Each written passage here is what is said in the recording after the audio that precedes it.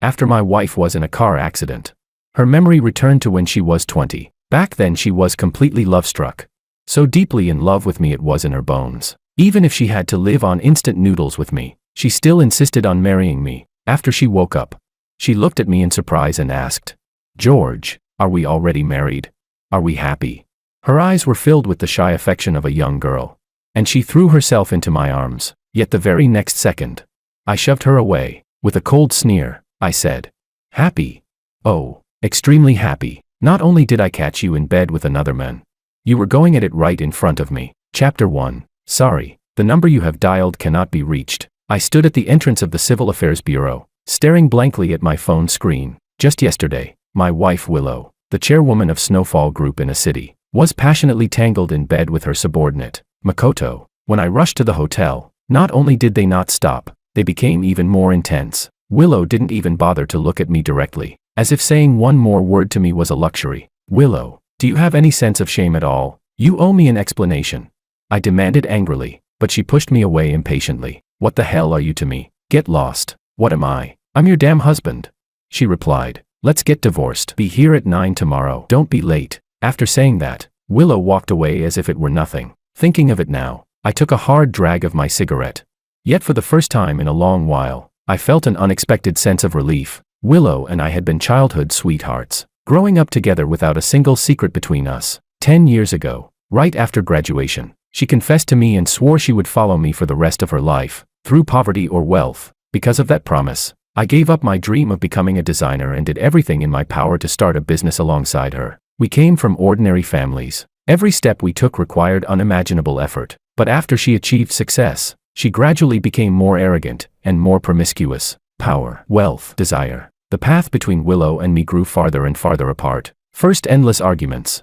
Then nights she wouldn't come home. In order to retaliate against me for being too controlling, she not only kicked me out of the company, but also transferred the assets that were supposed to belong to me. "George, you're not in the same league as me anymore. Stay away from me. You disgust me." Yet Willow seemed to forget. Everything she has today, at least half of it is because of me. All these years I worked diligently, gave everything to my job, stayed loyal in love, and devoted all I had to Willow. And now that she had power, she discarded me like a stray dog. People change. She no longer has any feelings for me. In her eyes, I'm nothing but a tasteless burden. Fortunately, all the humiliation I endured was finally released the moment I caught her cheating, because at last, I had a legitimate reason to break free from Willow. After 9 o'clock today, we will have nothing to do with each other. All those eternal vows will fade like smoke in the wind. Chapter 2. It started drizzling again in a city. The couples coming and going all wore indifferent expressions. After waiting for half an hour, I finally received a call from Willow. I asked, "Hey, what's taking you so long? Don't even have time to get a divorce." But a strange woman's voice came from the other end. "Is this Mr. Wong? We're calling from the 3rd hospital. Your wife was just in a car accident." The unfamiliar female voice made my furrowed brows slowly relax. "What did you say? Willow was in a car accident? Ha ha ha, talk about karma. Is she badly hurt?" "Sir, you sound rather pleased." "MS. Lou suffered severe trauma to the brain and multiple abrasions," I replied. "That's wonderful. I'll be right there." I laughed and added, "Use whatever medication you have. Even if she dies, I won't hold you responsible." After hanging up, I drove straight to the hospital. Even the air on the road smelled sweet. At the thought of seeing Willow Lou in a miserable state, I couldn't stop the corners of my mouth from lifting. That woman was ruthless and had done every bad thing imaginable. Getting into a car accident was only fitting. The only thing that annoyed me was that it hadn't killed her. Half an hour later, as soon as I entered the hospital room, a woman blocked my way. "George, you still have the nerve to come. Do you know Willow's brain has been damaged?" The woman in front of me was Willow's best friend, Maria, who loved nothing more than trailing behind Willow like a loyal lackey. "What does that have to do with me?" I asked. "How does it not? If she hadn't insisted on driving herself to the Civil Affairs Bureau today to divorce trash like you, would this have happened?" I said with relief. "She drove herself. That's great. At least the driver wasn't hurt." I glanced into the room and asked, "Where's Willow?" "You heartless bastard. How dare you say that? Willow won't let you get away with this." Tired of Maria's rambling, I shoved past her and walked toward the VIP hospital bed. What came into view was Willow, her limbs wrapped in bandages, studying me with clear, limpid eyes. Her tone was strangely different. "George, how did you become like this?" "I became like this because of you," I replied. With a cold laugh, I added, "Looks like your brain really is damaged. You don't remember anything." She shook her head. No, I remember you. Suddenly, Willow grabbed my hand anxiously. George, my brain is perfectly fine. I'll remember your kindness for the rest of my life. You worked 3 part-time jobs alone during summer break just to help me pay my senior year tuition. You ate nothing but steamed buns and instant noodles every day. I remember all of it. Thank you. Hearing those words come from her mouth, I froze. I couldn't even remember the last time Willow had said thank you. At that moment, 2 doctors walked in. Mr. Wong, you're finally here. After preliminary examinations, we've determined that your wife's brain tissue has been damaged. She's experiencing partial amnesia. Her memory has regressed to 10 years ago. There's currently no way to restore her memory. We can only attempt rehabilitation training. I raised my hand to stop the doctor and looked at Willow suspiciously. How old are you this year? 20. Seeing the innocent look on her face, I felt a flicker of astonishment. In my mind, I could vaguely see the image of Willow from back then, pure and adorable, so starkly different from the refined, glamorous businesswoman she had become. Back then she had been so gentle and dependent, the love in her eyes nearly overflowing whenever she looked at me. But the more beautiful she had been in the past, the more disgusted I felt by who she was now. Hey. I curled my lips, snapped back to reality, and clapped slowly. Very good. Very good. As long as you haven't completely lost your memory, it won't delay the paperwork. Maria, looks like you're finally useful for once. Bring her to the Civil Affairs Bureau tomorrow, 9 o'clock. Don't be late. At that moment, Willow suddenly jumped off the bed in panic and ran toward me, throwing her arms around me. George, where are you going? Don't leave me. What paperwork are we going to handle? Is it marriage registration? She looked at me with sparkling, expectant eyes, but in my heart, there was nothing but ashes and desolation. Chapter 3, I said. Not marriage paperwork, divorce paperwork. After hearing my words, Willow trembled all over and clutched her head. Ah. Her face turned pale, as if she had recalled something painful. The doctors hurried over to support her. The patient has been overstimulated. She needs proper rest. Maria rushed forward. Willow, are you okay? After helping Willow back onto the bed, Maria turned and blocked my way aggressively. George, are you even human? She's injured and you're still provoking her. What did I provoke her with? I said coldly. Why don't you ask Willow what she did? Was I the one who brought up divorce? Maria retorted self-righteously. No matter who brought it up. Willow is sick right now. Do you really have to rush into a divorce? What if it makes her condition worse? That has nothing to do with me, I replied. Right now, I just want to cut ties with Willow as soon as possible. I was about to leave, but Maria still refused to let me go. Stop right there. You're still her husband. Are you just going to walk away so irresponsibly? What? Am I supposed to stay and nurse her? I shot back. Ask your dear best friend. When I had a high fever and passed out, which nightclub was she in? Having the time of her life with some pretty boy. Maria grabbed at me, hair disheveled. Putting facts aside, don't you have any fault at all? In any case, you're not leaving today. You have to pay for this.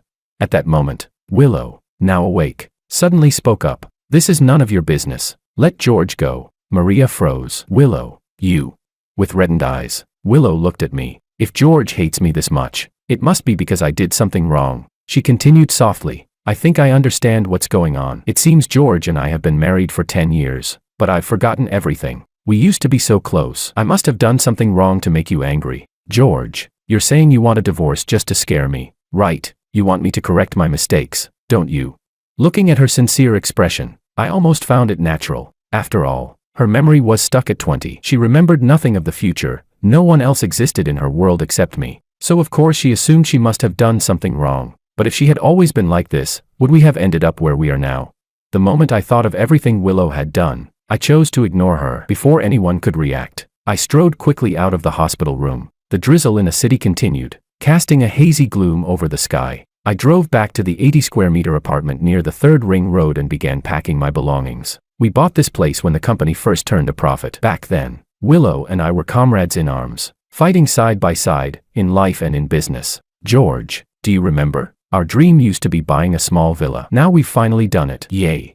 At that time, Willow was 24. Aside from a hint of exhaustion on her face, she still carried the purity she once had. But in just 6 years, she had grown tired of this small place. The apartment's too small. I'm not used to it. I won't be coming back anymore. Luxury cars worth millions. An entire building in the city center. A standalone mansion. Willow had everything, and she began to grow tired of all the old things, including me. She started going out drinking and clubbing with her girlfriends. One personal trainer after another appeared on her WeChat. I used to get jealous. I used to secretly check her phone, and all that did was make her more and more annoyed with me. Chapter 4. Thinking back on the storms of the past few years, I stood in the empty villa, lost in thought. There was almost nothing Willow had left behind. Most of what remained belonged to me. The stuffed toy by the entryway cabinet was one we had won together at the mall. The succulents on the balcony were ones we had picked out from a street market and placed carefully on the carpet. The things I once treasured like priceless keepsakes were nothing but trash to her. The cozy little home we had built was now dilapidated and cold.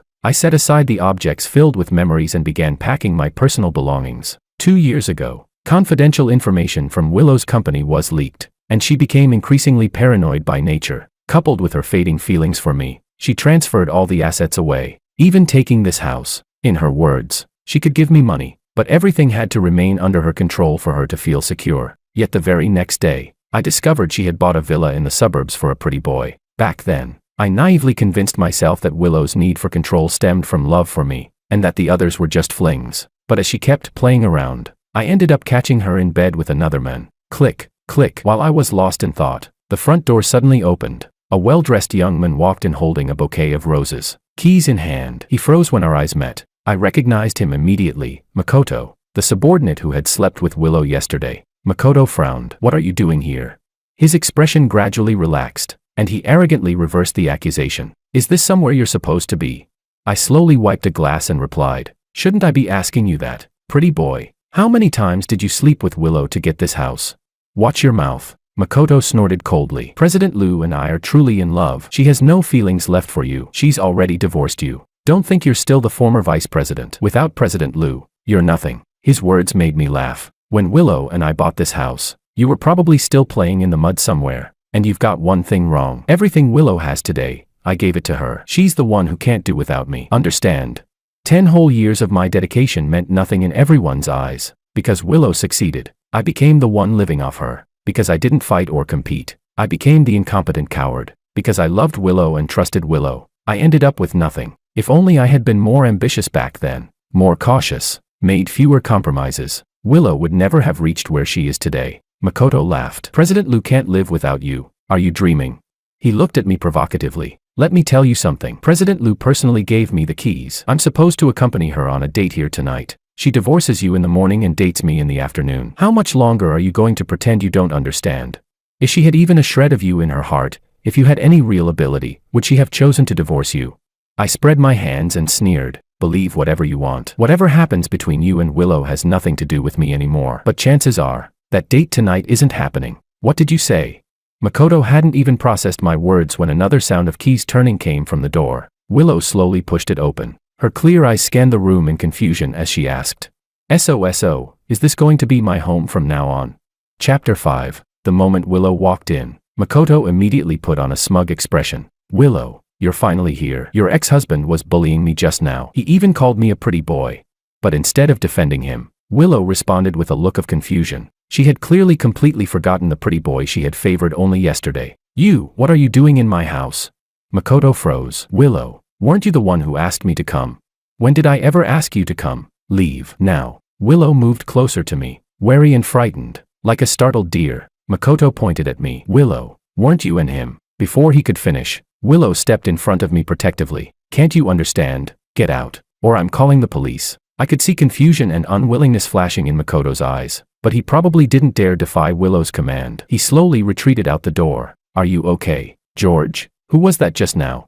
Willow clung to my arm, her eyes full of concern. "Even though I don't remember who he is, I can feel he's hostile toward you. He must not be a good person." I nodded. "Yeah, you guessed right." I sneered inwardly. The bad person she spoke of had been intimate with her in bed just yesterday, but I had no interest in explaining any of that to her now. I just wanted to stay far away. With the personality of 20-year-old Willow, if she found out she had been keeping a pretty boy on the side, she would definitely cling to me and demand answers. Before I could speak, Willow hurried to say, "George, whatever happened before, I must have been in the wrong. I made you angry. Whenever I was sick before, you always stayed by my side and took care of me. This time you didn't come, so I must have hurt you. Can we make up, George?"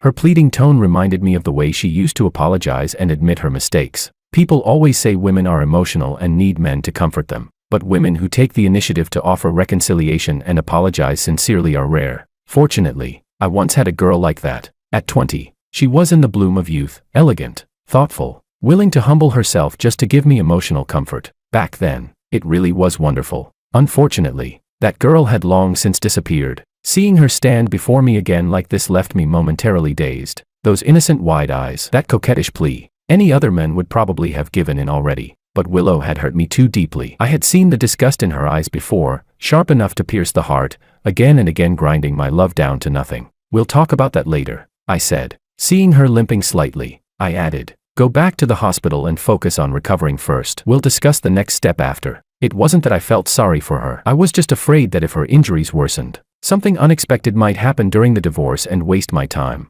For all I knew, her best friend would cling to me again and demand compensation. Okay.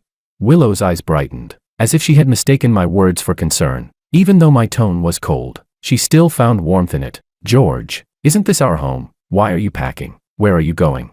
Oh, I'm going on a business trip, I replied casually, continuing what I was doing. You're even taking our keepsakes on a business trip. That means you still care about me. Willow grinned, her face even turning a little red. Suddenly remembering something, she trotted to the refrigerator. It's almost noon. Eat before you leave. I'll cook your favorite, stir-fried shredded pork with green peppers. Sure. I didn't refuse. I happened to be hungry anyway. I might as well treat it as a final farewell meal. Willow hadn't cooked in 2 or 3 years. Having her serve me this once wasn't so bad. Soon, she skillfully tied on an apron and began chopping vegetables, her movements smooth and practiced. George, when did we buy this house? I like it so much. 7 years ago. We picked the layout you liked. That's so nice. Thinking about how long we've lived together makes me feel so happy. Her face glowed with anticipation. George, we've been married so long. Do we have children? Are they in school already? Yes. My heart trembled slightly. But later, we didn't. She hesitated. Why? Ask your best friend. I don't want to talk about it. I turned my head away, sensing my displeasure. Willow quickly changed the subject. Best friend, you mean that woman named Maria? So she's my good friend. Though her mind was full of questions, her hands never stopped moving. From time to time, she secretly glanced at my reaction. The aroma of shredded pork drifted through the air, filling every corner of the living room. Chapter 6. As I inhaled that familiar aroma, scenes from the past instantly flooded my mind. Back then, Willow and I had agreed to take turns cooking, 1 day each. But every evening, dragging our exhausted bodies home, we would compete to make dinner, afraid the other might be too tired. Once, I casually praised her stir-fried shredded pork with green peppers. She ended up cooking it every day for an entire week. The food's ready. Come eat. Willow carried the dish over. She looked exactly like she had 10 years ago. If not for her now mature, womanly face, I wouldn't have been able to tell the difference. Coincidentally, I had almost finished packing my things. I sat down and took a couple of bites. It tasted the same as before, even though I hadn't eaten it in 2 or 3 years. The tongue doesn't lie. They say memory is complicated. Some of it is stored in the brain, some of it is stored in the heart. Fragments of the past replayed in my mind like a film. Faintly, I could almost hear our youthful laughter beside my ears. To be honest, Willow's amnesia had completely caught me off guard. Last night, I had tossed and turned, thinking about how to end this relationship of more than a decade with dignity. I'm a mature person, a reasonable person. I didn't want to make things explode into chaos. If love is gone, it's gone. Letting go gracefully should be enough, especially after everything Willow had done to me. But fate played a cruel joke on me. She lost her memory for no reason, and it stopped exactly at the age when she loved me the most. I admit I once loved Willow. I loved the 20-year-old version of her, but she is shattered now. Even if you try to piece something broken back together, the cracks remain, false seams that can never become whole again. I'm not pathetic enough to immerse myself in an illusion. George, are you okay? Willow looked at me anxiously. Are you feeling unwell? I'll go buy you some medicine. No need. I quickly finished the last bite, grabbed my belongings, and headed for the door. But just as I reached it, Willow called out to me. George, wait. She slowly walked over, then suddenly wrapped her arms tightly around me. I have to go, I said coldly. Her eyes reddened. George, you look so worn out. Is it because I've been unreasonable all the time and exhausted you? I must not have been sensible enough. I made you worry for 10 whole years. I feel so guilty. I didn't answer. I gently removed her hands. George, you're not really going on a business trip, are you? Willow stared at me as tears streamed down her face. What did I do wrong? Can you just tell me? Why won't any of you tell me what I did wrong? I can change for you. I'd do anything. You can't change. My voice was so cold it startled even me. Why? Because you cheated and I caught you myself. What? Willow looked as though she had been struck by lightning, staggering back several steps. But after only 3 seconds, she steadied herself and laughed firmly. Ha ha, that's impossible. George, you're still angry at me, aren't you? That's why you're saying this on purpose. But I know my own heart. How could I cheat? That's impossible. There's no reason for me to. Willow stepped forward and wrapped her arms around my neck. George, do you know how much I love you? I dream about being with you. Even just imagining marriage feels like a luxury. I would never cheat. I wouldn't care whether you're rich or poor, whether your personality is good or bad. I love only you. George, in this lifetime, I would never give myself to a second person. Listening to her resolute tone, I asked with self-mockery, are you sure? Absolutely. Chapter 7. The moment Willow finished answering, she suddenly broke down, burying her face in my chest as she sobbed uncontrollably. That familiar warmth seeped back into my heart. Instinctively, I wanted to stroke her hair, but I stopped myself, because I knew that warmth was nothing more than a bubble. Willow's love right now was like boiling water bubbling over. No matter how intense, it would vanish in an instant. 10 years ago, she had said the exact same thing to me, and what was the result? The deeper the promise, the harsher the wound. I will never forget the first time we argued because of another woman, when I confronted her about being involved with someone else. The disgust in her eyes. She had said, George, have I given you too much face? Who I spend money on is none of your business. I'm surrounded by men. If you don't like it, go cool off somewhere else. Stay away from me. Just looking at your useless face makes me sick. She had grabbed a cup and hurled it at me, splitting open my brow and leaving blood running down my face. Crash. The sharp sound of shattering glass snapped me out of the memory. The hateful expression I had just recalled on Willow's face was now replaced by panic and guilt. I'm sorry.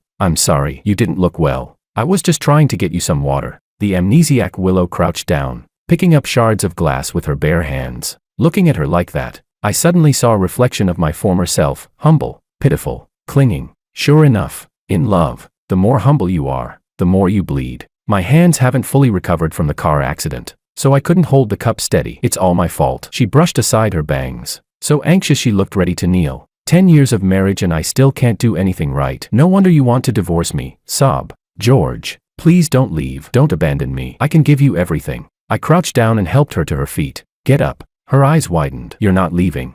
I'm not leaving. She hesitated. Then, are we still getting divorced? No. What? I'm not dreaming, am I?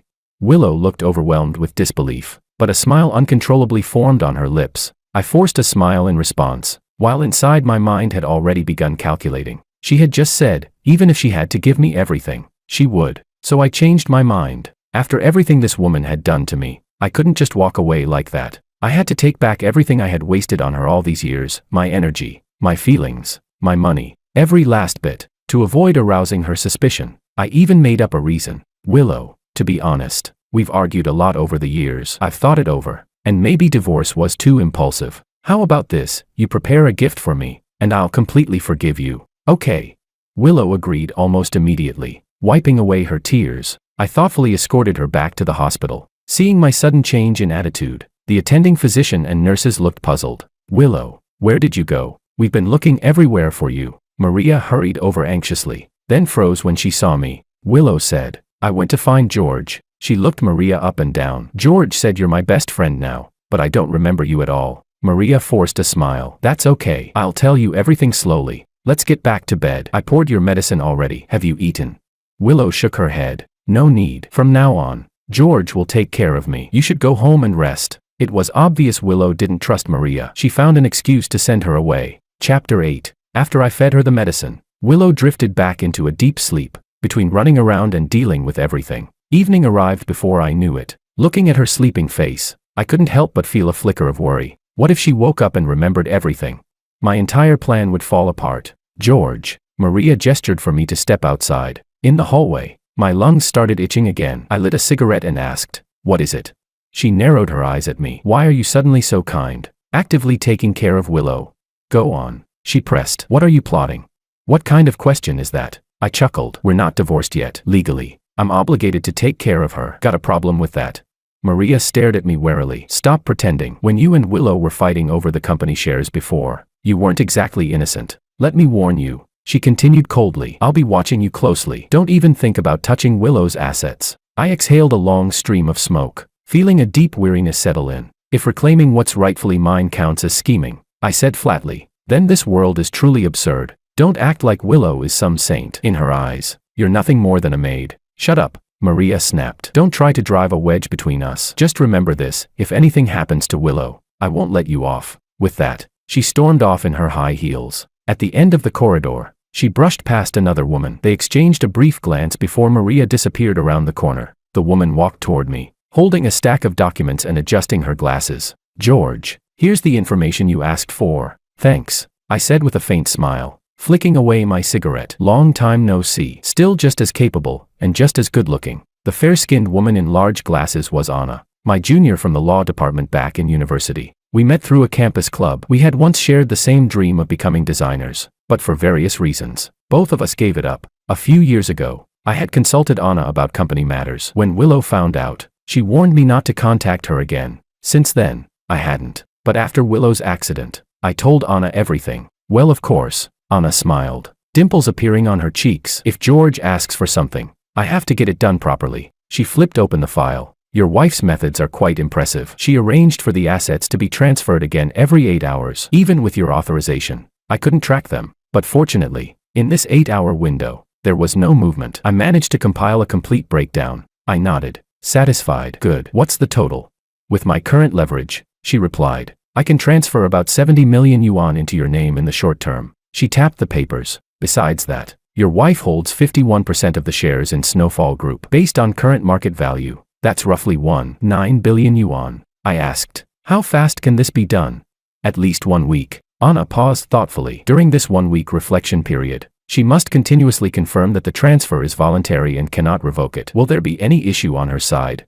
I answered confidently, "No problem. 1 week is enough. Once it's done, you'll receive the original agreement, 2% commission." "Yay." Anna cheered softly, grinning at me, still childish as ever. I laughed lightly. "Be at Snowfall Group tomorrow. We'll deal with the shares first." "No problem," she replied brightly. "Mission guaranteed." Chapter 9. After saying goodbye to me, Anna skipped away cheerfully. It was hard to imagine that a woman in her late 20s could still preserve such innocence. Unlike me, unlike Willow, she hadn't been corroded by life, nor stained by the wrong kind of love. Back in the hospital room, I made do for the night on the small cot beside Willow's bed. She had her floor changed 3 or 4 times during the night, probably because of the brain injury. She slept deeply the entire time, until early the next morning. Her phone exploded with calls. Her secretary, assistants, department heads, and shareholders were panicking like ants on a hot pan. Willow had once said that unless she had been unreachable for 12 hours, no one was allowed to contact her. She hated being disturbed. Ring, ring, ring. Just as Willow hung up one call, the door swung open and a sharply dressed woman walked in. "President Liu, why didn't you inform anyone about your accident? The group has countless matters waiting for your approval." Willow's eyes widened. "The group? Approval?" Half an hour later, we arrived at the Snowfall Group headquarters. The entire office floor was filled with tense, questioning stares. Willow looked nervous and instinctively hooked her arm around mine. The secretary whispered beside her, "President Liu, don't reveal your memory loss. Maintain your executive authority." Willow cleared her throat twice, forced her expression cold, and deliberately furrowed her brows. "What are you all looking at? Get back to work." The employees scattered immediately, stunned as they watched Willow walk into the office, arm in arm with me. Back when I was still vice president, Willow and I fought constantly in this building. Every argument was earth-shaking, like thunder rolling across the entire floor. Even standing nearby felt dangerous, and now she was walking and holding my arm. If I were one of the employees, I'd think I was dreaming. Once the office door closed, the secretary quickly said, "President Liu, that wasn't fierce enough. Not convincing. If others sense something unusual, they may band together and attempt a power grab." Willow blinked. "Then, how should I act?" "More ruthless, more emotionless." "Ruthless, emotionless." Willow thought for a moment, puffed out her cheeks, and made an exaggerated angry face. "Like this." The secretary rubbed her forehead awkwardly. "Maybe, just don't make any expression at all, until your memory returns. I'll explain all work matters in detail. You just need to follow my lead." Willow wasn't foolish. She looked at the secretary cautiously. "Why should I trust you? You're only my secretary." The woman immediately lowered her head. "President Liu, you pulled me out of hell. How could I ever harm you? Back then, I was drowning in debt at another company, treated like a slave and constantly threatened by my boss. You tore ties with them and paid to free me. I've followed you for 5 years. I already see you as my own sister." After I gave a slight nod, Willow finally relaxed and trusted her capable assistant. Soon, stacks of documents were placed before her. The 20-year-old Willow was still in the stage of writing her graduation thesis. Faced with mountains of financial reports, her head nearly exploded. "George," she murmured while flipping pages, So this is what it feels like to be the boss. Thank you for helping me achieve my dream. As she signed contracts worth millions, she couldn't help saying, "You must have loved me very much to start a business with me. Half of this group belongs to you." "Yes," I replied softly. She looked up. "Then what position did I arrange for you?" I smiled. "I used to be vice president, but now, you fired me." "What?" Willow looked embarrassed. "Secretary. Immediately reinstate George as vice president." The secretary glanced at me with surprise, but not daring to disobey Willow's order. She nodded and stepped out to make arrangements. Like a little girl, Willow peeked through the crack of the office door to make sure no one was listening, then ran back and grabbed my hand. "George, you were angry because of this, right? I've brought you back now. From now on, we can go to and from work together every day, okay?"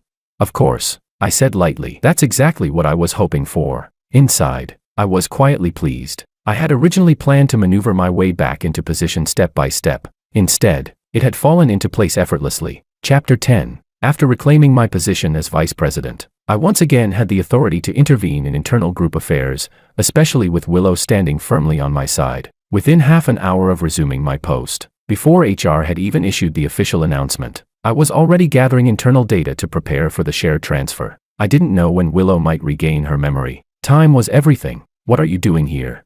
Makoto blocked my path. After looking me up and down, a mocking smile spread across his face. Well, if it isn't the former Vice President Wang, what brings you to my department?"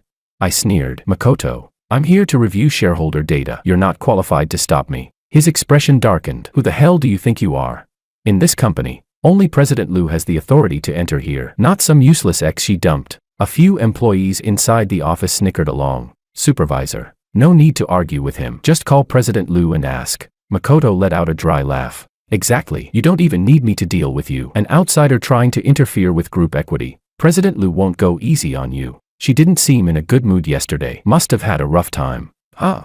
Enough nonsense," I said coldly. "Move." I swept a cold glance across the management team inside the office, anger simmering in my chest. These people had once been my hand-picked core staff. Now they had all turned with the wind, groveling behind Makoto. They had witnessed the loving scenes between Willow and me. They had also witnessed her ruthlessly kicking me aside. Thinking about it, I almost found it laughable. After over a decade of dedication, I was left without a single trustworthy person by my side. "George, I heard you've been rehired. No wonder you're feeling bold." Makoto clearly hadn't taken yesterday's incident seriously. In his mind, he still believed he held first place in Willow's heart. "You useless piece of trash still want to fight me? Don't overestimate yourself. President Liu won't favor you again. Stop clinging to her." His voice was loud enough to draw nearly half the office. Employees gathered around, eager for drama. Just as Makoto was strutting arrogantly, Willow appeared in the corridor with her secretary. After some coaching, she had managed to replicate the cold, detached expression of her 30-year-old self.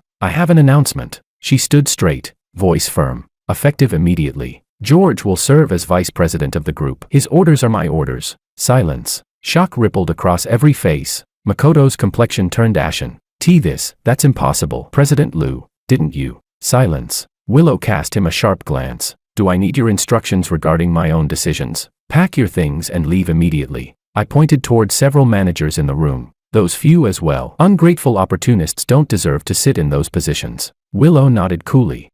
All of you, leave." Just one look from her was enough to paralyze them. Two of them scrambled toward me, apologizing desperately, begging for mercy. But if I could be this ruthless toward Willow, what were they to me? Those who kick someone when they're down deserve no forgiveness. Makoto carried his box out of the office, casting a resentful glare at me, as if he wanted to devour me whole. Just 2 days ago, he had held Willow in his arms and flaunted his victory before me. Little did he know, I had never wanted to compete over spoiled meat. The rest of the employees hurried back to their desks, sitting stiffly, afraid of being implicated. After obtaining the data I needed, I found an excuse to send the secretary away. Then I arranged for Anna to enter the group. Soon enough, the cunningly smiling woman walked in with her documents. "President Liu, President Wang." Willow blinked. "And this is?"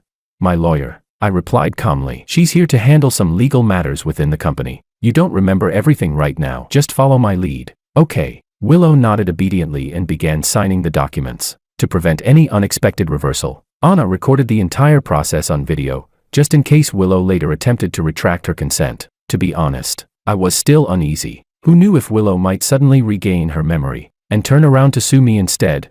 Chapter 11. After a while, I realized I had overthought things. There was no need for excuses or persuasion. Willow trusted me almost unconditionally. She didn't even read the contract. Words like voluntary gift and equity transfer were skipped over entirely. When she reached the final page, she finally seemed to notice something unusual. She had spotted my name. To her right now, only the name George could draw attention. George, the transferee here is you. Is that okay? Of course it's okay. What's mine is yours, and what's yours is mine. I smiled gently and affectionately patted her head, but suddenly, her expression twisted in pain. George, my head hurts. She clutched her head, shaking it slightly. That was when I remembered. Those were the vows we made at our wedding. I still remembered that day, the master of ceremonies asking the routine questions on stage. Willow had grown impatient, snatched the microphone, and looked at me with deep affection. George, you are the most important person I've ever met in my life. Forget poverty or illness, even if the world ends, I will never leave you. You saved my life. From now on, what's mine is yours, and what's yours is mine. It seemed she was recalling that very moment. I quickly patted her back. Willow, are you okay? Do you feel unwell? I'm fine. She endured the pain, picked up the pen, and prepared to sign the last line. George, I'll finish this right away. I won't delay you. I feigned reassurance. It's all right. Do you want to rest for a bit? Just then, Maria burst through the door. George, I knew you were up to something. Damn, my heart clenched. What are you doing here? I asked coldly. Here to expose you, of course. Maria strode over to Willow. Willow, this man is trying to transfer your assets. Don't believe him. To my surprise, Willow looked even more flustered than I was. You're not allowed to talk about George like that. Why you have any proof?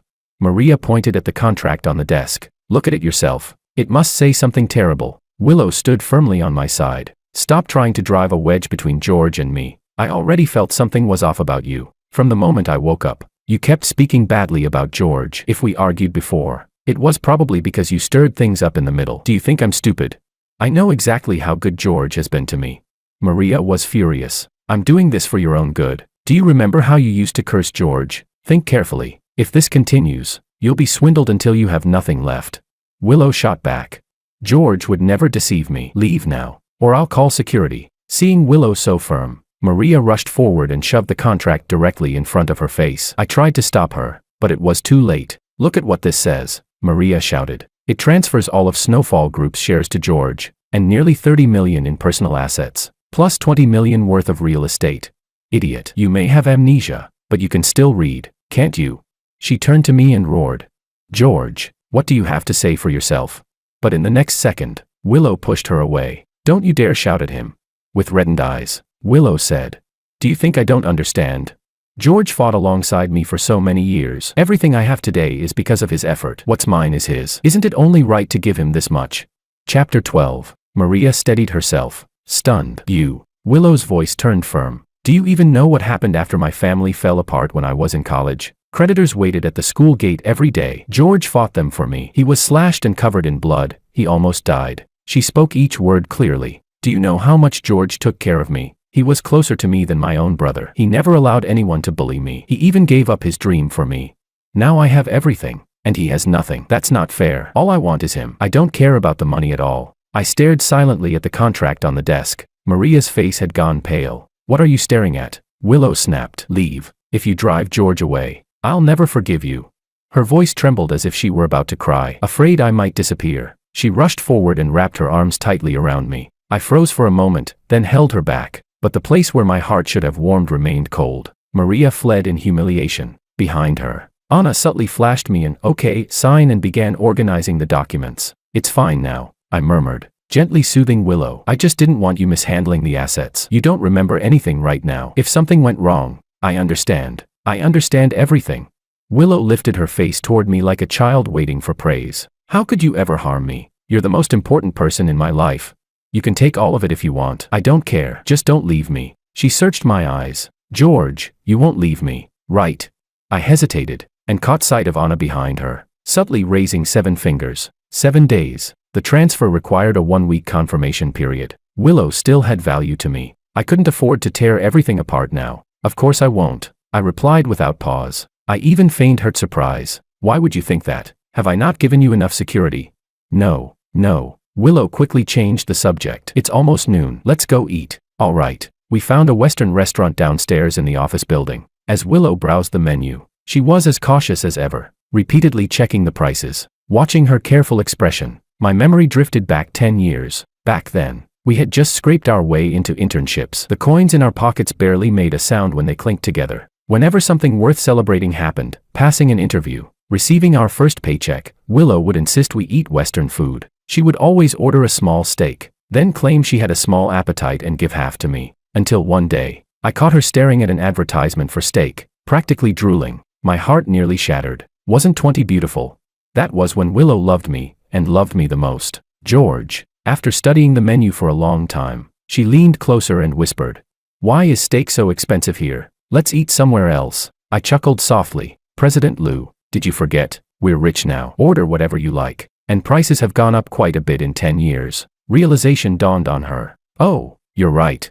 With a bold wave of her hand, she ordered one of every type of steak, for me. For herself, she chose a simple pasta. We ordered 2 glasses of red wine and clinked them instinctively. "Being rich feels amazing," she sighed. "I really hope this dream never ends." I nodded. "Yeah, me too." She was afraid that if the dream ended, I would disappear. I was afraid that if the dream ended, the money would. It was hard to imagine the fury Willow would unleash once she realized her wealth was gone. But that would no longer concern me. Just 7 days. In 7 days, I would leave this city and escape the demon who had tormented me for 10 years. In 7 days, I would become a billionaire. And Willow would lose everything, her wealth, her career, her love. As long as nothing went wrong during these 7 days, my future would be as dazzling as I pleased. Chapter 13. Thinking of this, I almost burst out laughing. When Willow saw me smiling, she foolishly laughed along with me. After dinner, I escorted Willow back to the hospital. During the entire trip, I kept my eyes on our surroundings, terrified that some kind of accident might trigger her memory to return. To truly put my love into action, I deliberately bought a huge assortment of fruit bowls and personally fed Willow while she was on her 4-drip, bite after bite, filled with fake sweetness and happiness. At 20, Willow loved me the most. Even though my looks were no longer youthful, even though my personality was no longer as bold and high-spirited as before, she was still completely infatuated with me. And after so many years of understanding her, I could easily grasp her heart and manipulate her emotions, driving her utterly crazy. As the saying goes, if you're going to act, you act the whole play. Having weathered countless storms, I was extremely cautious. I also understood the taboo of celebrating too early. So until the agreement officially took effect, Willow and I appeared, in everyone else's eyes, to be the sweetest and most loving couple. "George, tell me about us," Willow said with a curious look. "After we got married, how did we slowly make it to where we are today? It feels like it wasn't easy at all." "It really wasn't easy," I replied. Blinking, I continued. "Do you remember right after we graduated, we could barely even find jobs, let alone come up with the startup capital to start a business. Later, in order to quickly gain experience, you went to work at someone else's company to secretly learn their tricks, copying their system and business model, then left and started a new company based on it. And guess what happened?" "What happened?" Willow giggled as she listened, as if she could sense her own former recklessness. "The boss was furious, half dead from anger. He even tried to pull strings to get us thrown in jail." I gave a self-mocking smile. At that dinner table, we were humiliated by all the big shots in the industry. I drank 3 glasses of liquor per person to apologize. I drank so much I ended up in the hospital getting my stomach pumped. Only then did they let us off. After that, the company collapsed. The capital chain snapped. A whole year of our hard-earned savings just went down the drain. Willow's laughter stopped abruptly. She looked at me with guilt written all over her face. "I'm sorry, George. I caused you trouble. It's all in the past. It's fine." I forced a bitter smile and continued. "Later, we took over projects from other bankrupt companies. We set up street stalls day and night to promote and sell products. After clearing out all the inventory, we barely managed to stabilize the company. Life was exhausting back then, but we were full of drive. When we were sleepy at night, we slept in the van. When we were hungry, we just made do with a couple of pieces of bread. Not like now, when we've become so delicate." Willow simply looked at me without saying a word. Back then, she really could endure hardship. In the prime of her youth, she stayed by my side as we built everything from nothing. I once liked a peaceful, stable life, but she wanted something wealthier, something grander. Her father's debts had dragged her family into poverty. As she used to say, she had been terrified of being poor. She didn't want our family to ever live like that again. 10 years later, she truly achieved it, but at the peak of success, there was no longer even the slightest room left for me. As I thought about everything from the past, I couldn't help but sigh. When I looked at Willow again, she had already fallen asleep, her body rising and falling gently with each breath. The sound of the 4-drip echoed through the deathly silent hospital room. The air felt frighteningly cold. After tucking the blanket around her, I quietly left the ward. Before leaving, I specifically instructed the nurse on duty. I'll give you 10,000 from today on. Keep a close eye on Ms. Lou. Not a single thing can go wrong. Chapter 14. The nurses nodded blankly, watching me as I walked out of the hospital. After taking a drag of a cigarette, I soon saw a white sedan pull up in front of me. Anna slowly rolled down the window. Her big eyes shimmered as she called out, "Sugar Daddy, get in the car." "Don't shout nonsense like that," I said quickly. I coughed awkwardly and glanced around, making sure no one was paying attention. "Oh please, I'm not wrong," she replied. "Hurry up, let's go. I'm about to suffocate from holding it in." Anna pulled me into the car, slammed on the gas, and sped off. 10 minutes later, we arrived at a night market near a hotel by the 3rd Ring Road. It wasn't even 11 yet, but the place was already buzzing with noise and filled with the aroma of grilled food. Anna and I found a riverside barbecue stall and ordered half a case of beer. "George, in 6 days you'll finally be free." "Surprised? Happy?" she asked. "Happy," I nodded, but I couldn't summon any real excitement. Maybe the hardships of so many years had withered me. Leaving Willow only brought a sense of relief to my exhausted heart. "We came out to celebrate tonight. Don't look so down," she said. Anna pinched the corners of my mouth into a forced smile and shoved a skewer into my mouth. "We're talking about over 100 million in assets. If it were me, I wouldn't sleep for a month. By the way, where are you planning to go? What are you going to do next?" "I haven't figured that out yet," I replied. After thinking for a moment, I said, "Maybe travel around the world, maybe build a small villa, or maybe start another company and go back to entrepreneurship. As long as I leave Willow, however I live will be full of sunshine." "Why do you always bring up your wife?" Anna suddenly leaned in close to my face. Suspicion flickered behind her glasses. "George, let me ask you something honestly. Go ahead. Do you really not have even the slightest feelings left for her? Even for the Willow she is now, is there truly no room for reconciliation?" Her words stunned me for a moment. A thought flashed through my mind, and I abruptly stood up, alert. "Who told you to ask me that, Maria?" "Of course not." Anna hurried to explain. "I'm obviously on your side. George, what benefit would I get from persuading you two to get back together?"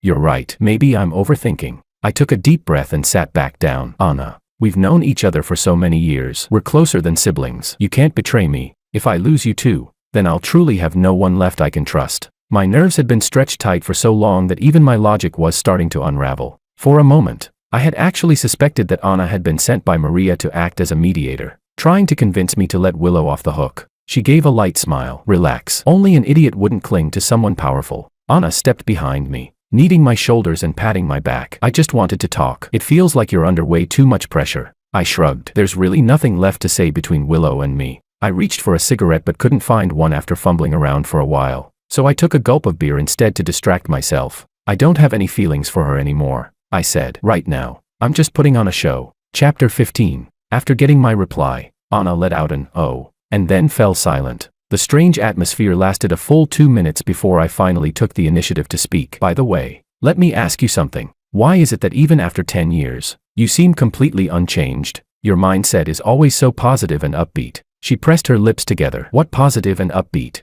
Anna suddenly gave a bitter smile. "If I were really happy every day, would I be coming out to drink with you just to drown my sorrows?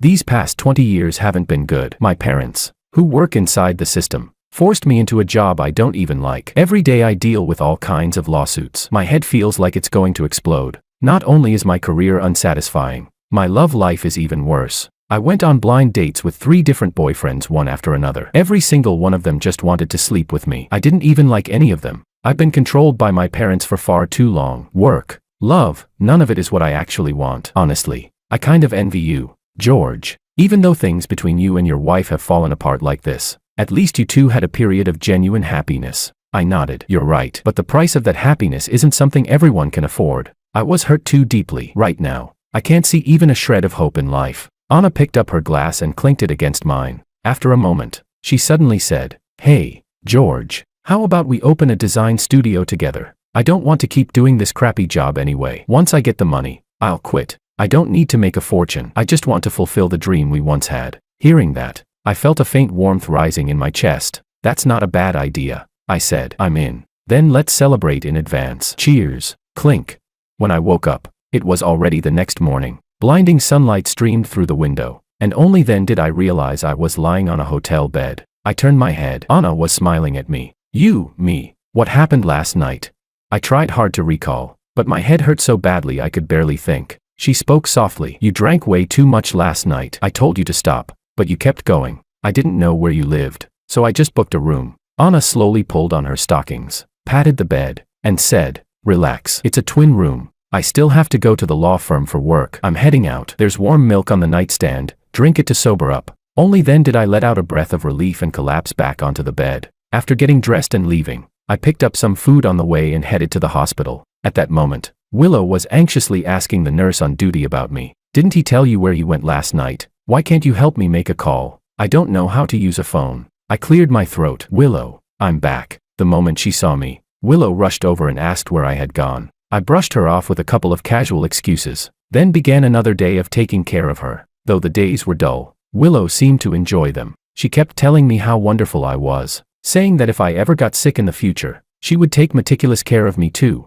Half joking, I asked why she was always cursing me with illness. Just like that, 3 days passed. Although the time before I could free myself from Willow was getting closer, Willow seemed to grow more and more dependent on me. Even if I just went to the restroom, she would follow and stand guard outside. She would foolishly stand at the door, telling anyone who passed that her husband was inside the restroom, leaving me utterly embarrassed. I said, "The discharge papers are ready. We can go." Willow's injuries weren't serious. A few days had been enough for her to leave the hospital. At the hospital entrance, she held my hand and said mysteriously, "George, you've worked so hard these past few days. I've prepared a mysterious big gift for you." "What big gift?" "Oh, you'll find out when the time comes. It's a secret for now." Chapter 16. Willow made a show gesture, then started insisting that we go stroll around the snack street in the east side of the city. That place had every kind of street food imaginable, all cheap and comforting. Back in the day, it had been our refuge during the hardest times of our lives. For her, it might have only been a week since she last went. For me, it had been several years. I had almost forgotten the way there. Fortunately, the place hadn't changed much. Willow and I walked hand in hand. Passers-by cast envious glances at us. To them, we looked like a couple in our 30s, yet we were acting like young lovers still in the honeymoon phase. "Boss, one sugar figurine," Willow called out. She stopped in front of an old stall. The little stand had been there for over 10 years. I still remembered the first time we came. Back then, Willow and I were only in that ambiguous, not quite official stage of a relationship. The old lady had tried to play matchmaker for us, smiling as she said that holding hands while spinning the wheel made it easier to land on the dragon. And somehow, we really did land on the dragon. We were thrilled for half a day. Ever since then, Willow came often. She said coming here more would make our relationship stronger. The old lady looked at us carefully and quickly recognized us. "Oh my, aren't you two that couple from a city university of finance and economics? It's been 3 or 4 years since I last saw you, hasn't it?" Willow replied a little awkwardly.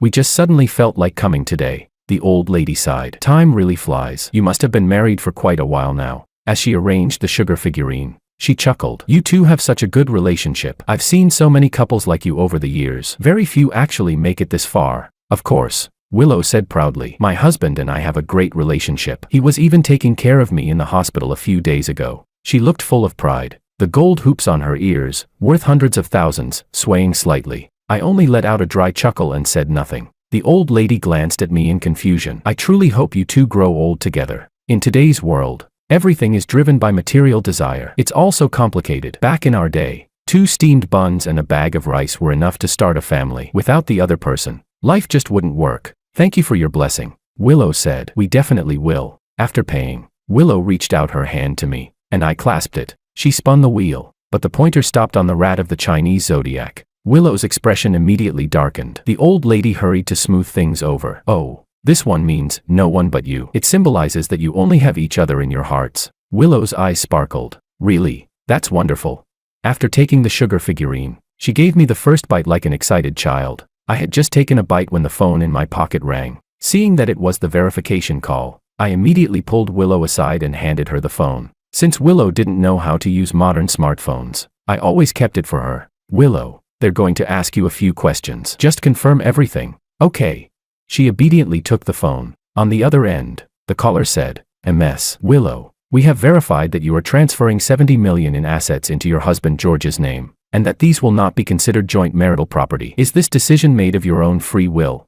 "Yes," Willow answered quickly, resolving one issue after another without hesitation. As I listened to the conversation, my heart bloomed with joy. Once the verification was complete, It meant the normal procedures would begin. In less than 3 days, everything would be finalized. The voice on the other end continued. Understood. The assets will be officially transferred in 3 days. However, during these 3 days, you may cancel at any time. Chapter 17. After hanging up, I tentatively asked Willow. Willow, did your best friend say something about me behind my back? She did, Willow said angrily. She said you're just pretending to still love me, that you want to take all my assets and then divorce me. What? I feigned shock. Really? How could she think of me that way? Willow stuck out her tongue. Whatever. I'm not going to listen to a stranger like her. I can tell who treats me well. I asked. What if I really planned to do that? If you really did, I'd still accept it willingly. Willow tilted her face up. Her youthful tone couldn't hide the weariness in her eyes. I belong to you completely. You can do whatever you want. If you really wanted to leave me, then it must be because of my own shortcomings. I wouldn't cling to you. On the surface, I nodded. Inside, I was overjoyed. It was as if heaven itself was helping me. Looks like I'll save myself a lot of trouble in the future. As long as Willow stayed in this amnesiac state, I could slip away cleanly. Even if she regained her memory, she wouldn't be able to fight me. She'd probably get so angry she'd give herself heart problems. Just as the thought crossed my mind, a message suddenly popped up on her phone. The contact name read, Maria. Willow, I told you to see what kind of person George really is. He slept with another woman last night. Before I could react, several photos popped up in rapid succession. They were all secretly taken pictures of me and Anna entering and leaving the hotel together. That damn woman. Rage flared inside me. I hadn't expected her to pull a stunt like this. Maria had followed me for so long just to make me look bad, and she knew I monitored Willow's phone. She had deliberately sent the message while Willow was on the verification call. If Willow got angry, or worse, regained her memory, wouldn't my 70 million go up in smoke? Willow froze after seeing the pictures, zooming in repeatedly to confirm. George, who is this? It's just a friend, I said. We went out for drinks last night to catch up. I could only explain directly. Your best friend is taking things out of context. Don't believe her. Willow's face darkened, jealousy written all over it. Why would drinking lead to staying at a hotel? Didn't you say you went home to get something last night?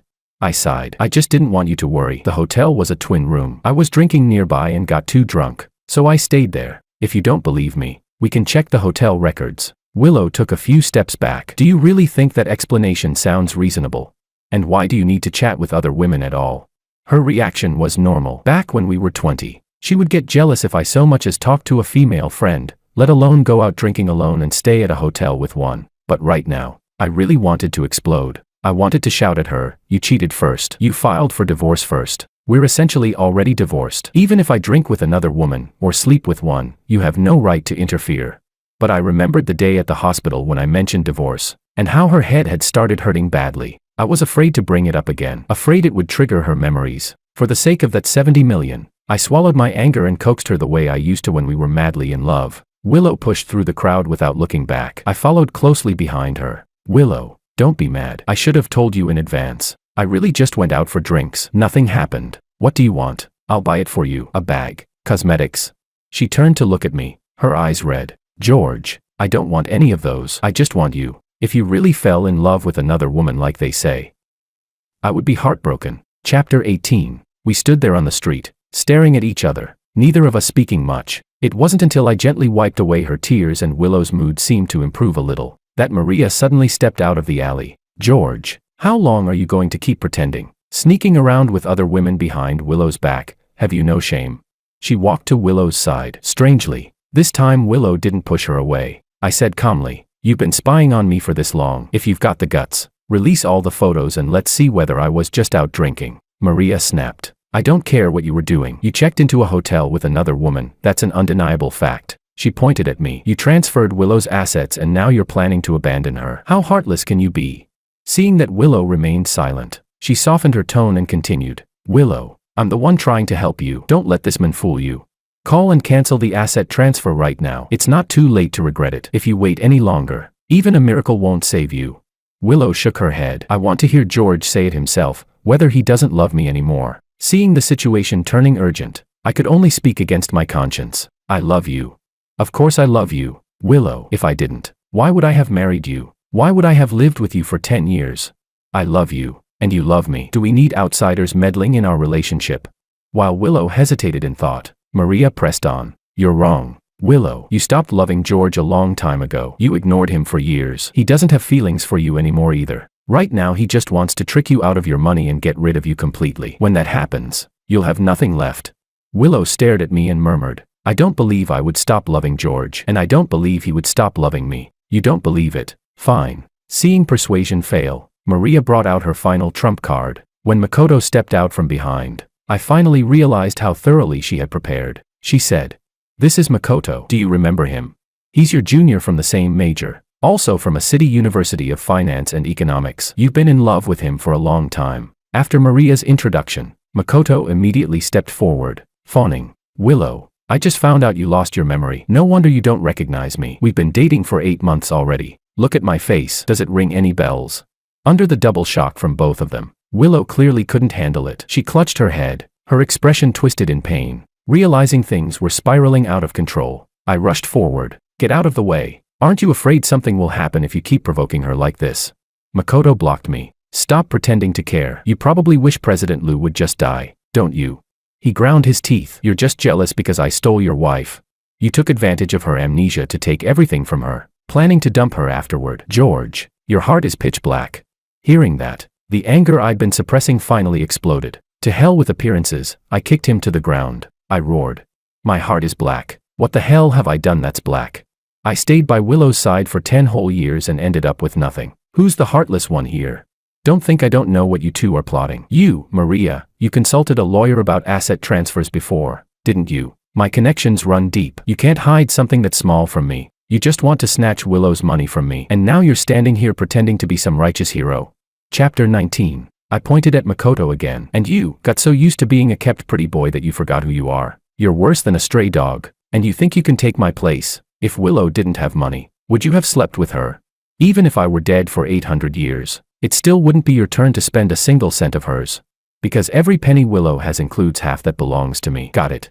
After I roared at them, both of them were stunned into silence. I had long seen through their petty schemes. With Willow's temper, the fact that anyone was still hovering around her at this point meant very few of them had genuine intentions. The air was thick with the smell of gunpowder, as if it could ignite at any second. The three of us, each with our own hidden motives, were desperately trying to seize Willow, but at that moment, Willow herself seemed to return to clarity. Her expression turned strange. Seeing this, Makoto immediately stepped forward and even pulled out some photos. Willow, are you remembering me? These are some pictures from when we were hanging out before. Look, this one was taken at a private pool. You looked so sexy. And this one, we were playing golf and drinking coffee on the rooftop. Isn't that exactly the kind of vibe you like? However, Willow shoved him away directly. Are you kidding me? You're saying I would stop loving a perfectly good George and fall for someone like you? I was married to George for 5 years. You think I'd throw away those 5 years of feelings just for you? You think way too highly of yourself. If you're going to make up lies, at least put some effort into them. Makoto was completely dumbfounded. Inside, I let out a huge sigh of relief. Thank God she hadn't regained her memory. But to be honest, Willow had always looked down on these pretty boys. She only wanted to play around. Once she got bored, she would move on to the next one. And Makoto's appearance back then wasn't because he was outstanding. It was because my relationship with Willow had already rotted beyond repair. We had reached that point not because of one explosive event, but because of countless small issues, bigger conflicts, and misunderstandings piling up. Losing faith in someone is like cancer cells. Once the first sign appears, it keeps spreading until everything is completely dead. Willow, how could you? Makoto looked close to breaking down. Didn't you say I was the one you loved most? Willow spat lightly. Have some self-awareness. Get out of my sight right now, or I'm calling the police. After thinking for a while, that was the harshest threat her 20-year-old mindset could come up with. To her, calling the police was the most serious consequence imaginable. Seeing there was no chance left, and not wanting to provoke her further, Makoto could only leave in humiliation. With one major piece removed from the board, Maria still refused to give up. Willow, why don't we talk this through? Things really aren't what you think. No need. Willow rejected her outright. This is between George and me. Don't interfere anymore. I know how to handle it. Maybe we used to be very close, but right now I only acknowledge George. From now on, we have nothing to do with each other. Those words left Maria completely stunned. She never expected Willow to cut ties with her. All her effort over so long had gone down the drain. Maria said resentfully, Fine, fine. Willow, I didn't expect this from you. I'll make sure everyone sees your true colors. When George scams you one day, don't come crying back to us. After saying that,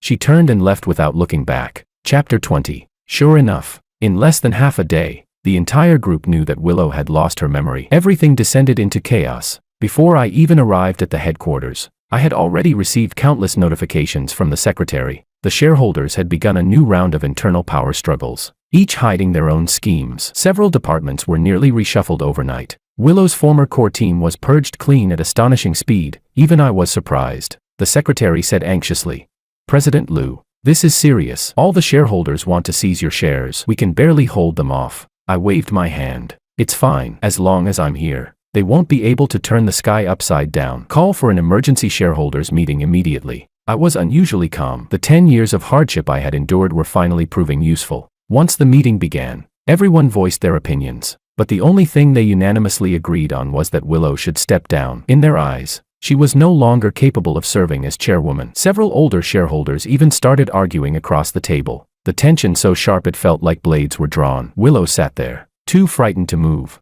until I gently tapped the table. "Enough. The company will continue operating as usual. I'll handle the redistribution. Everyone will get a share of the meat." The moment I finished speaking, a few old men immediately pointed at me and began cursing. "Who do you think you are, George? You've only been vice president for a few days and you dare to speak here. Tell Willow to hand over her shares right now, or neither of you will have a good ending." Seeing others ready to follow their lead, I calmly pulled out a document. "Watch your tone. All of Willow's shares are now under my name. Do you think I'm qualified to speak?"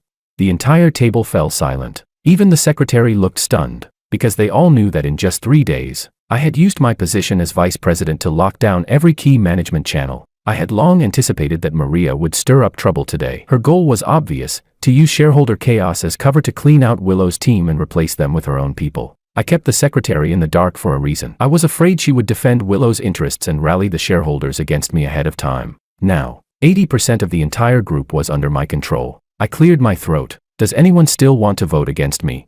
Those who follow me will all get their share. As for the two of you arguing just now, why not hand over your shares? We'll redistribute them to the rest. If you don't want to leave gracefully, I can help you leave gracefully." The moment they heard shares would be divided, the others' eyes lit up with greed. This was the perfect opportunity to choose sides. Unable to withstand the pressure, the two shareholders surrendered their shares and took the cash to leave. After I finished restructuring everything, I officially became chairman of the company. I promoted the secretary to vice president. She had followed Willow for years and was already fully capable of managing most of the operations. I told her calmly, "From now on, you and your team will handle most of the company's affairs. Otherwise, I'll take it out on Willow. But don't get any ideas. My people are watching you at all times." Using Willow as leverage, I pinned her down effectively. She clearly hadn't expected me to be this ruthless. After leaving the company, Willow's attitude toward me completely changed. "George, you're amazing," she said. "So asking for the shares was to suppress those people. Without you, I wouldn't have known what to do."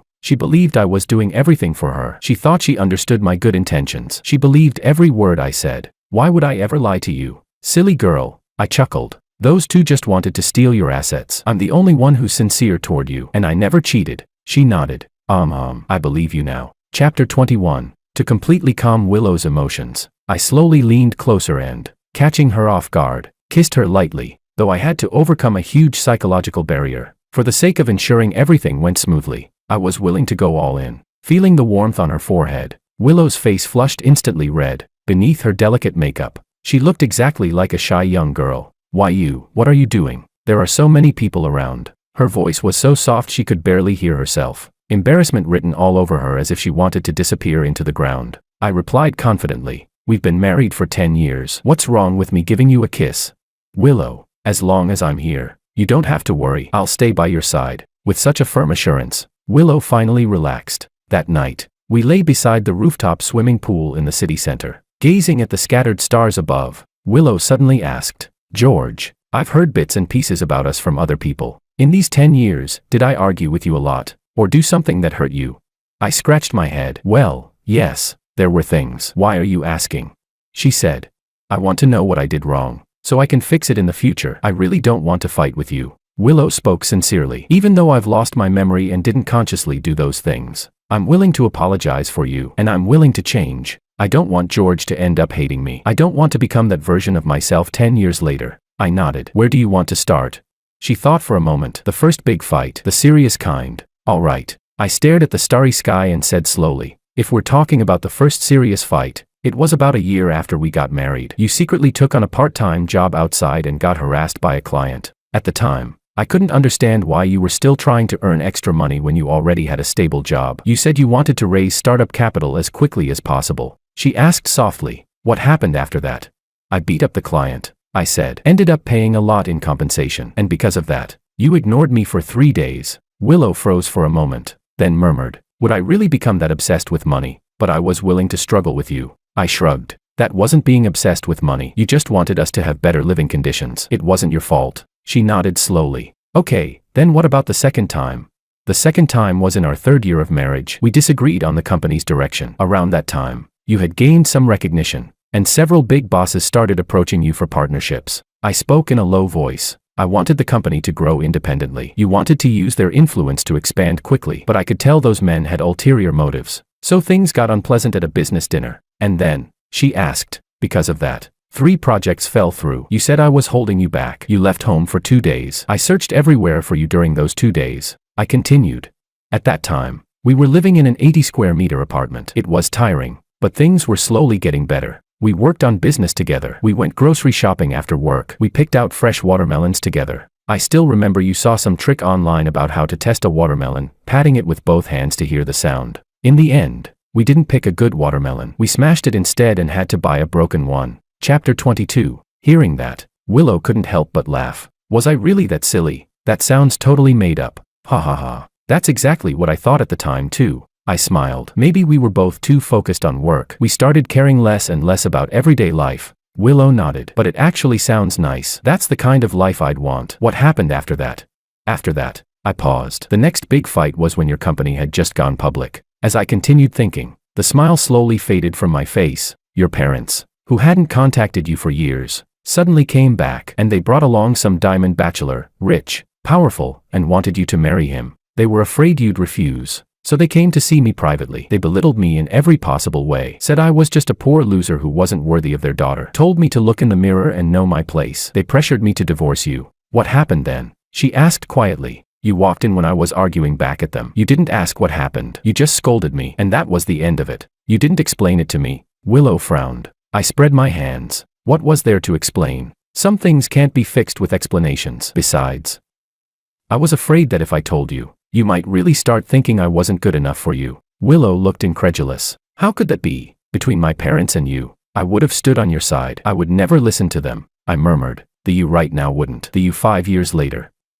"I'm not so sure. People change. It's not just appearances, mindsets change too. There's nothing in this world that's eternal. The stars shift, seas dry up, even promises get blown away by the wind." Willow fell silent for a while before asking softly, "And then you got pregnant. But because you were busy with the company, you terminated the pregnancy." I let out a slow breath. "After that, you became permanently infertile. Our hope was gone. We fought about it many times. Every time, you said you were already working so hard and still had to deal with pregnancy. You said if I had satisfied you enough, the child wouldn't have been aborted. But at that time, I felt like I was already doing everything I could. I worked overtime every day, stayed up all night. I didn't do any less than you did. Back then, I was exhausted, and I kept wanting to ask you, how far did I have to go before you would finally stop?"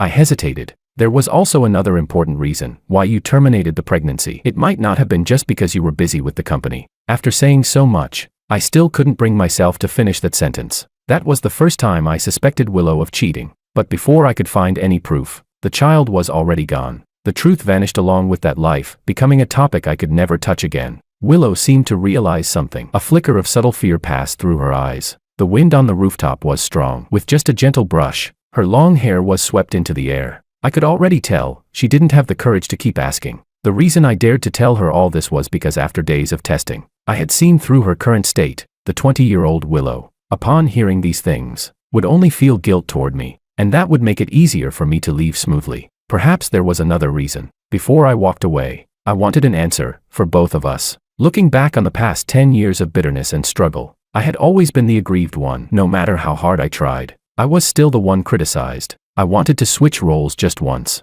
Let Willow be the one who felt the weight. Let her see how much her future actions had hurt me. They say when people gain power, they become arrogant. A single leaf can block your sight, and you forget there are mountains beyond. Chapter 23. All I ever wanted was a simple, peaceful life. But Willow had endless desires. Her eyes had long been blinded by material ambition, unable to see my efforts or my pain. She asked in a trembling voice, then, what happened next?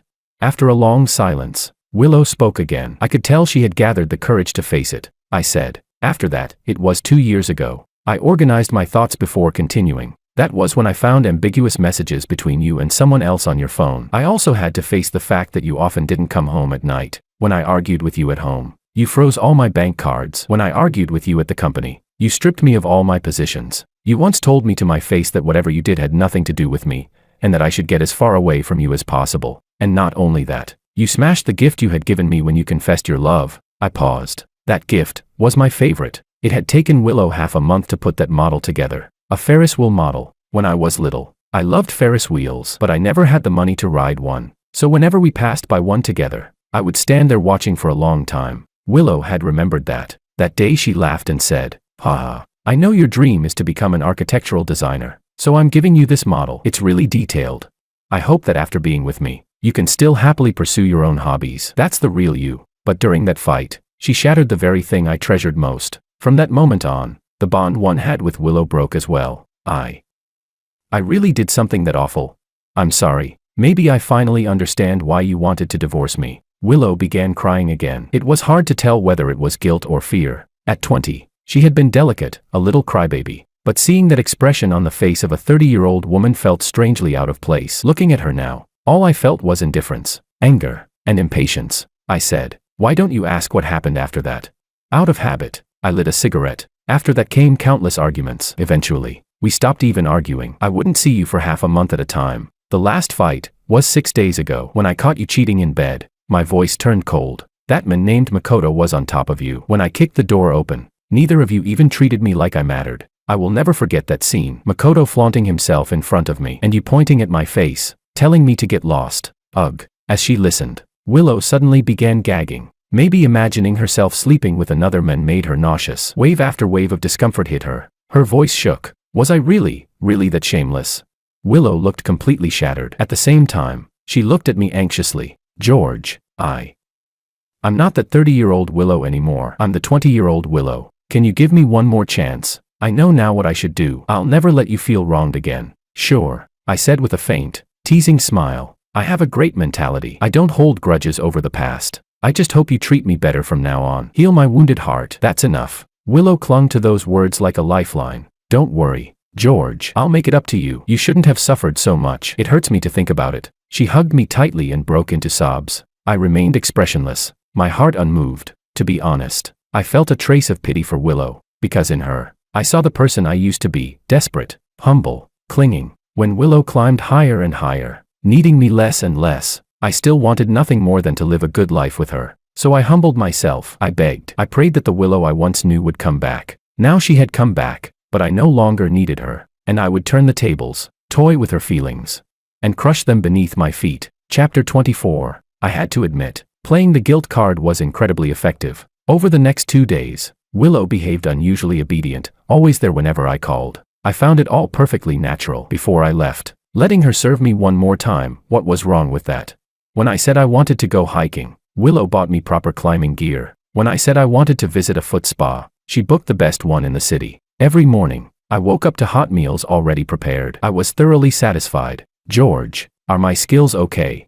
Not bad. Not bad. You're doing great. I crossed my legs, enjoying the massage from the once renowned female CEO. From time to time, I glanced at my watch. It was already the last day. Once tomorrow at noon passed, my account would be filled with more zeros than I could count. Still, to be safe, I asked Anna out to check on the progress and to handle one last matter. Holding the documents, Anna joked. So how have the past few days been? Has your wife been taking good care of you?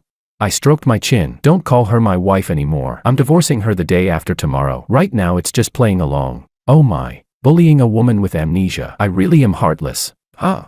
Anna nodded like a pecking chicken. I think so too. I rolled my eyes. Get lost. Did you handle what I asked you to do?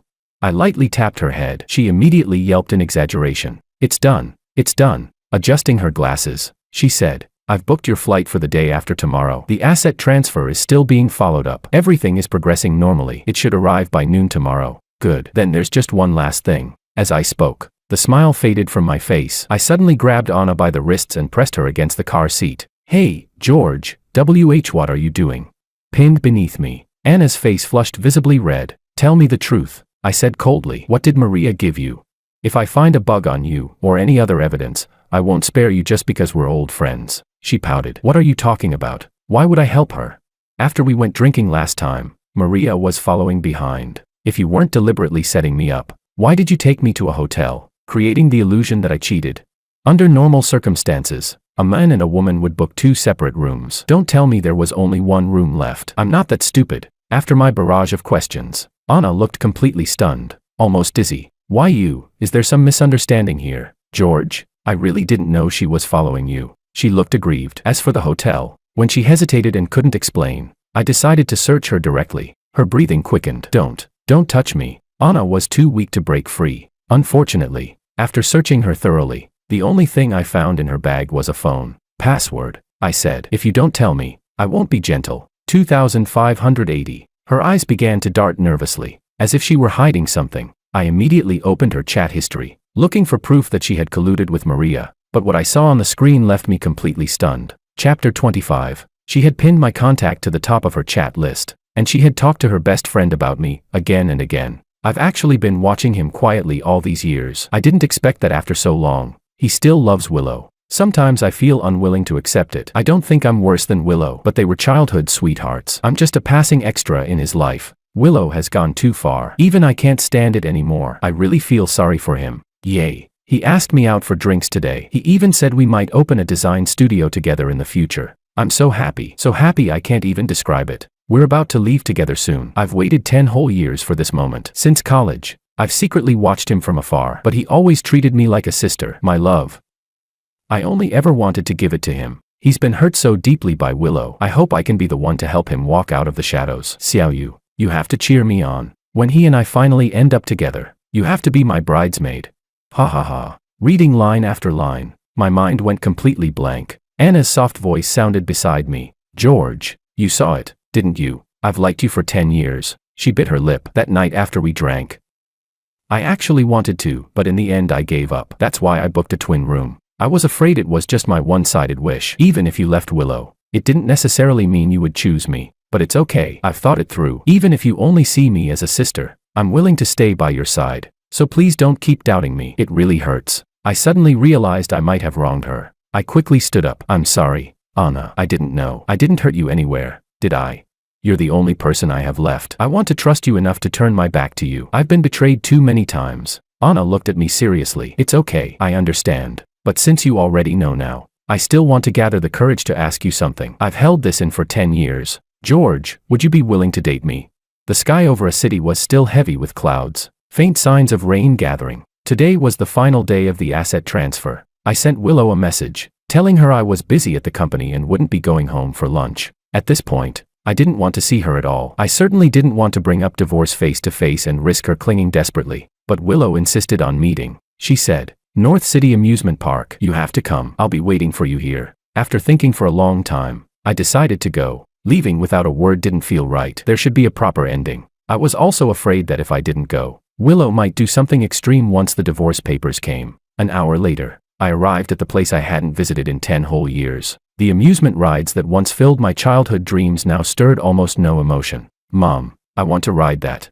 You can't ride that one. Come on. Children tugged at their parents, pointing excitedly at the Ferris wheel. I stood beneath the giant structure, looking up at the rings of blinking lights. After a while, Willow's voice sounded from behind me. George, you're here. She smiled sweetly, like a gentle spring breeze, tinged with girlish shyness. Willow, what is it? You want to ride the Ferris wheel? Of course. Didn't you love Ferris wheels when you were little? We've been living such high-end lives lately that we almost forgot. She took my hand. These 10 years with me must have been hard for you. You probably never even had the time to properly ride a Ferris wheel. I guess that's true. I frowned slightly, staring at the gloomy sky. Might as well ride it one last time before I leave, so I don't end up dreaming about it later. Chapter 26. When Willow led me inside, I realized there was no one in line for the Ferris wheel. What's going on? Just as I was puzzled, the lights on the Ferris wheel suddenly began flashing again, this time forming the shape of a heart. Looking closer, I saw that the other cabins were filled with flowers. George, happy birthday. Willow stood there with her hands behind her back, smiling. You forgot again, didn't you? Good thing I remembered. When the birthday song started playing over the speakers, it finally hit me. These past few days, I had been so focused on the asset transfer that I completely forgot my own birthday. Let's go, George. Okay. I never imagined that the next time I rode this Ferris wheel would be 10 years later, on my birthday. The person riding it with me hadn't changed, but I was no longer the same boy. The cabin slowly rose into the air. From above, I saw the fireworks show Willow had prepared, every detail carefully arranged. Only, the sky looked like it was about to rain. I glanced at the time. It was almost noon. Willow, meanwhile, was rummaging through her suitcase, looking excited. That made it even harder for me to speak. George, guess what I prepared for you? I hesitated. A watch, a phone. She shook her head. No, none of those. Willow smiled mysteriously and pulled out a delicate model. Ta-da.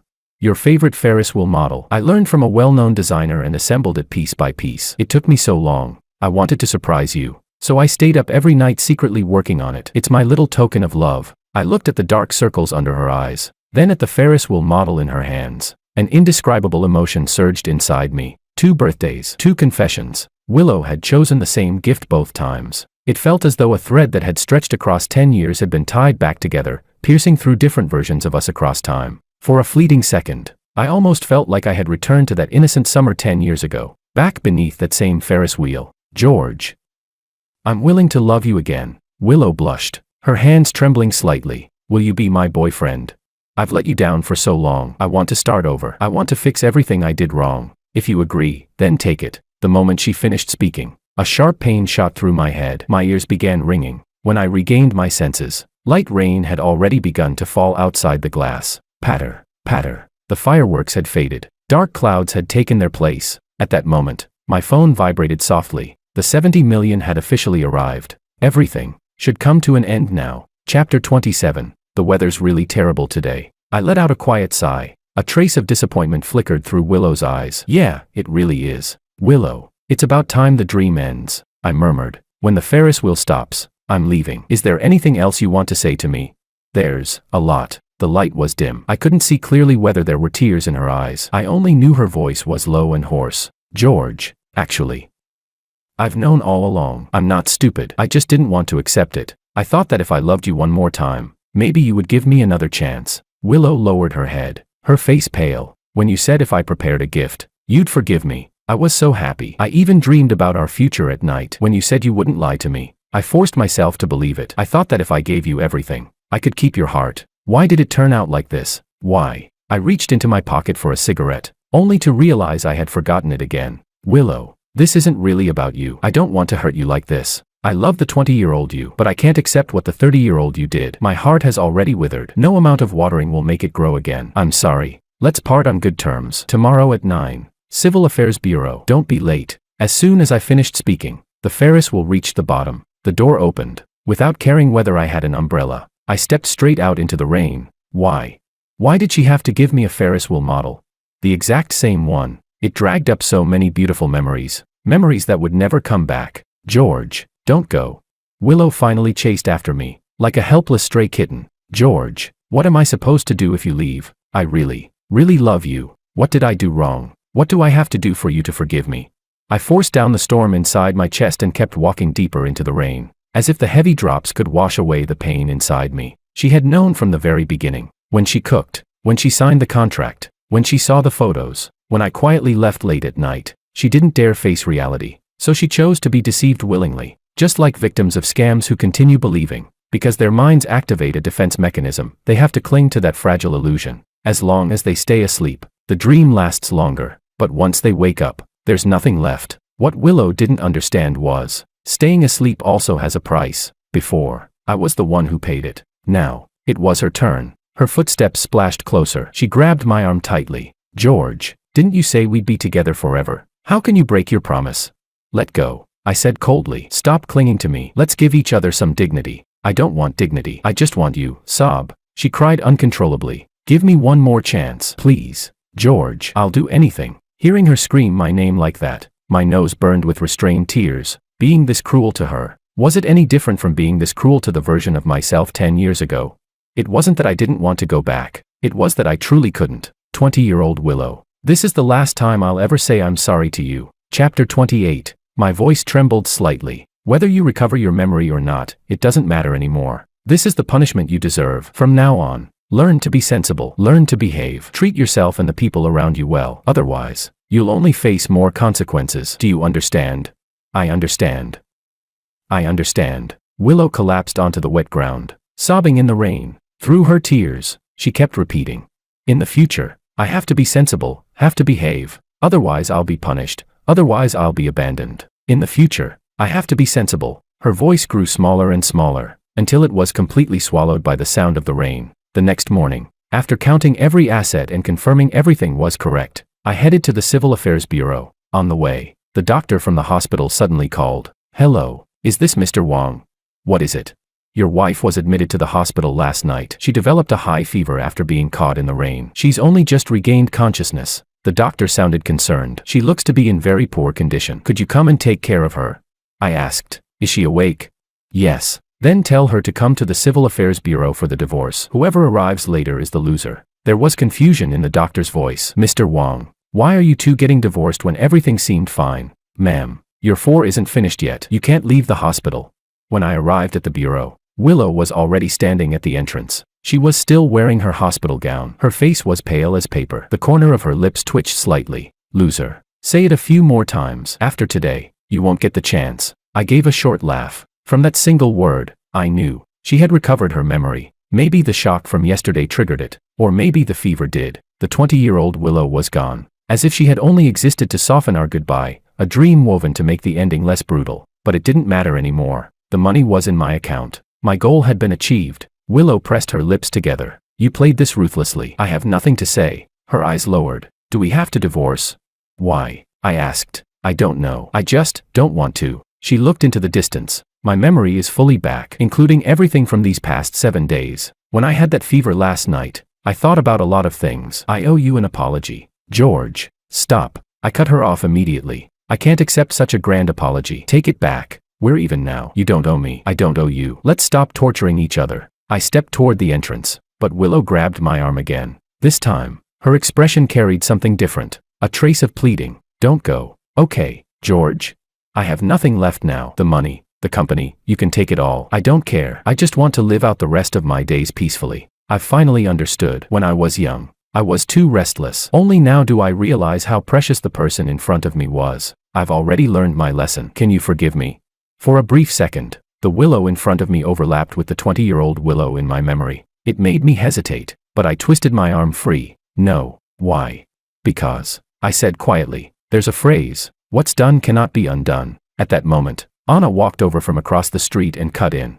"What do you think George is? Someone you can throw away when you want and pick back up whenever it suits you." The two women stood facing each other, sparks practically flying between their eyes. Willow's voice turned icy. "What does this have to do with you?" Anna let out a soft scoff. "How does it not? I'm George's fiancée now. Why else would I be at the Civil Affairs Bureau?"